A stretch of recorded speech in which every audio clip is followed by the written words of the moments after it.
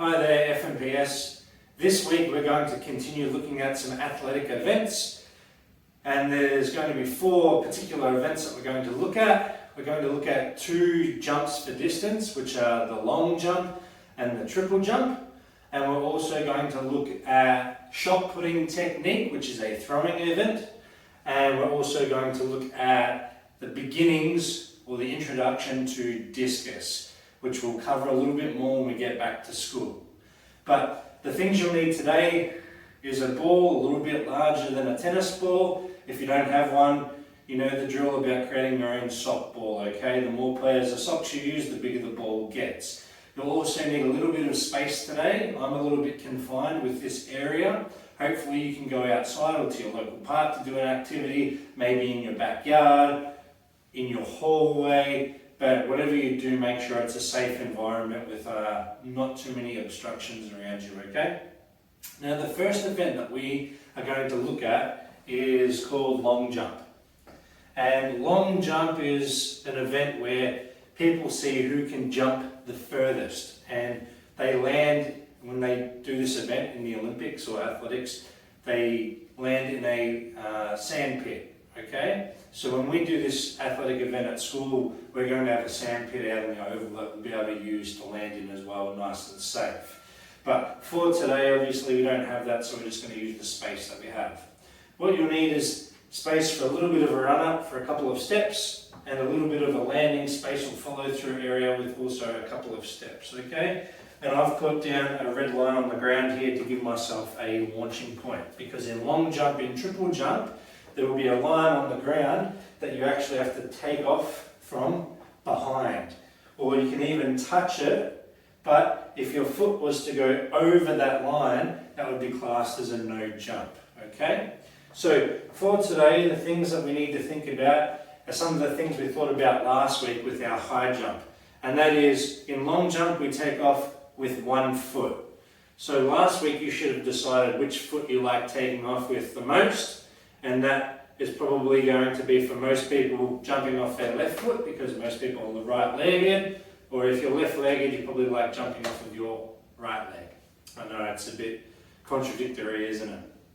But what we're going to do is have a little bit of a space, and the thing about long jump is I want to leave from behind this line and jump as far as I can off one leg, but my approach up to the line needs to be a little bit different. I'm not so much using my sprinting technique, I'm using more of a bounding, really long stride technique. And if you're outside, you could practice this. But for in here, I want you to sort of think about really big, bounding, stretching steps. And that helps us with our approach. Now, as far as the takeoff goes, I want my last step on my takeoff foot to be as close to that line as possible. So for me, it's my left leg. And when I get into this position, I want my back leg, which we learnt from high jump last week, to really swing through and launch myself forwards. But in high jump last week, we wanted our leg to swing upwards to take us as high as possible. This week, we want our leg to swing up, but also forwards to pull us as far forward as possible. So with this, it should look like this. Take a couple of bounding approaches. Get close to the line, but try and keep my head up. Swing my leg through and land. Let's see what it looks like. Now you might have noticed, I think I might have stepped just over that line, and that would be a no jump. But for you, hopefully you would have taken off from behind the line. Now once again, I'll come up for my long jump, and I bound. Now, because I'm just practicing at the moment, I'm just practicing my takeoff. Now I want us to sort of look at our landing. With our landing in long jump, you're actually measured from your distance from the takeoff line to the spot in the sand that you land closest to that takeoff line. So if I was to jump from back here, I wouldn't be measured from where my front foot lands, I'd be measured from where my back foot lands, which is much closer. So in long jump and triple jump, it's really important that we're landing with both our feet together as far forward as possible, And when we land, we're falling forward. Now, obviously, we can't be doing that because we don't have enough space if you're doing it inside your house. But if you're in the backyard in a nice grassy area, or if there's a sand pit close by, then yes, you could land and fall forward. But for this purpose, I'm going to take off, push off with my launching foot or jumping foot, swing my other leg, and I'm going to land with both my feet together as far forward as I can in the space that I have. Now, did you see how I landed with both my feet nice and close together? That gave me a lot more distance than having one foot all the way back here. And that's something that we really need to practice with long jump, okay? Nice explosive action, swing it. And with my arms, it doesn't really matter if they're swinging forward, if I continue my running action, as long as they're sort of going in a forwards direction, okay? Now, pretty simple, right? Long jump. See how far you can jump. The next activity that we're going to have a little bit of a practice with is called triple jump. And you might have also heard this referred to as a hop, a step, and a jump. So for this one, we're not going to worry about the band or the line on the ground, okay? What we're going to do is practice getting the action in place, and for hop, step and jump or triple jump, it's also a jump for distance, but there's two extra parts to it. We have a hop where we need to hop on the same foot. Our next action is a step, and then we would be doing a jump, just like in a long jump at the end. So we have a hop and a step before that though. So you would notice in the Olympics, long jumpers jump anywhere between 7 and 8 meters. But triple jumpers jump anywhere between 10 and 15 to 18 meters, okay? Because they have that hop and because they have that step as well, it means that they go much further. But what we need to practice is, because it's quite challenging, is to get that pattern down of a hop and a step. So you can practice doing that, where you'd start on your leg, you do a hop, so you should land on the same leg, you do a big step, and then from that step you should be doing a jump. So we want to make sure that the foot that we're stepping with is actually also our jumping foot. So you need to have a little bit of a play around with that to see what you feel the most comfortable with. But I would like you to sort of copy what I'm doing. So a hop, a step, and a jump. And I'd like for you to practice that quite a few times just to get that pattern in your head. And you can start slow, hop, step, jump. And you can speed it up a little bit. Hop, step, jump. Remember, finishing off with both our feet together. And nice and quick, hop, step, jump. Press pause on this video and give yourself a really big practice of that, okay? Alright everyone, you should be back now. We're going to look at our third athletic event for today, and that's the shot put. So this is where you need the ball. Now with shot put, they're called shots, and you actually need to put them or push them.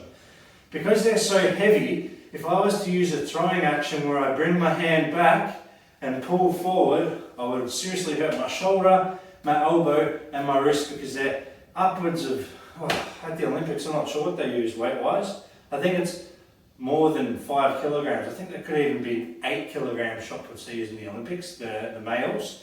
So we're only going to be using a 2 kilogram shot put at school during our athletics day, but we still need to make sure that we're not throwing it because we could hurt ourselves, and also we'd be disqualified because we're not using correct technique.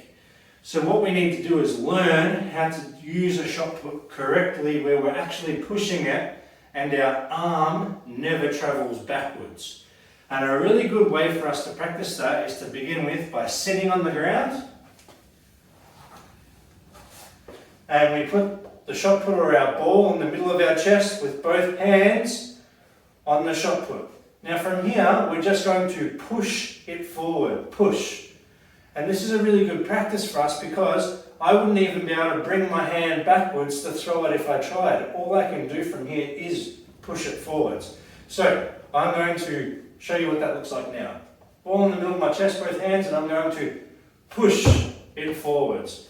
Obviously make sure you're not going to damage any of the walls at home, so ask mum and dad's permission first. So once again, ball in the middle of my chest and I have to push it forward. My hand finishes fully extended. And you can see there's a big difference between pushing and throwing, isn't there? Once again, middle of my chest and I push it forward. Now we can change that up a little bit. Press pause and have a practice with that. Good, we should be back now and we're going to have a practice doing the same activity but standing up this time. So I'm here, I put the ball in the middle of my chest and I push it forward. I'd like you to press pause and practice that now a few times as well. Okay everybody, hopefully you're back. Now with shot put, we don't use two hands, which means that the shot doesn't start in the middle of our chest.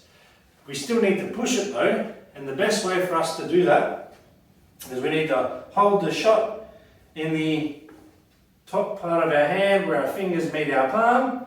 It goes in there, our fingers wrap around it, our thumb comes underneath, and we have to have a really strong grip there, okay? The next thing that we need to do is we actually need to press the shot put just below our earlobe and into our jawline. I know it seems really funny, but that's the way we do it. So we press it in there, as you can see. And I also need to make sure that my elbow is as high up as it can be. Really, really high, so that means I'm pushing it forward and everything's staying in a beautiful straight line on my arm. If my elbow is too low and I go to push it forward, I'm going to put a lot of pressure on that elbow. I'm going to hurt myself because my elbow is not behind the ball. So I need to get it up as high as I can so it's in line. I stand sideways. I'm sort of in my throwing position, aren't I? Except I'm ready to push or put the ball this time. And from here, I can do this and I can push the ball forward using that technique we were practicing before when it was coming off of our chest. And we'll see how it goes. Should look like this. Push. Very good. Now, if you're doing that correctly, this shot put or practice shot put should not come off your neck until you push it forward. You should not be bringing it backwards to make it go forwards because that would be considered a throw, and that's not what we're doing. We are putting or pushing the ball. So once again, I get the shot put in the correct part of my hand. I push it into my earlobe and jawline. I keep my elbow up nice and high. I stand side on to my target with my other hand pointing forward. I can do a couple of rock backs, forwards and backwards to get some momentum. And when I'm ready on my forwards rock, I'm going to push it forward and finish fully extended, okay? At no stage should my elbow drop or should the ball or shot put come back off my neck to go forwards. We're only travelling in a forwards motion, okay? Now everybody, I know that's a lot of information to take in, but luckily this is a video and you can rewind and pause wherever you need to practice.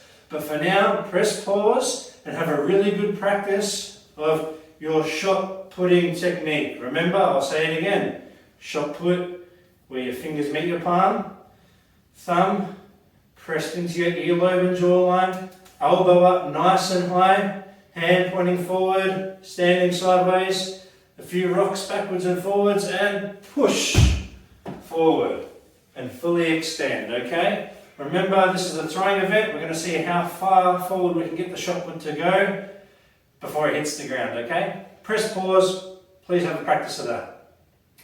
Alright everybody, you should be back for our final event that we're going to be looking at for athletics today, and that is going to be discus. Now, discus is also another throwing event, and people can pick to see how far they can throw a frisbee-shaped disc, which is actually quite heavy, a lot heavier than a frisbee, and they see how far they can throw it before it hits the ground.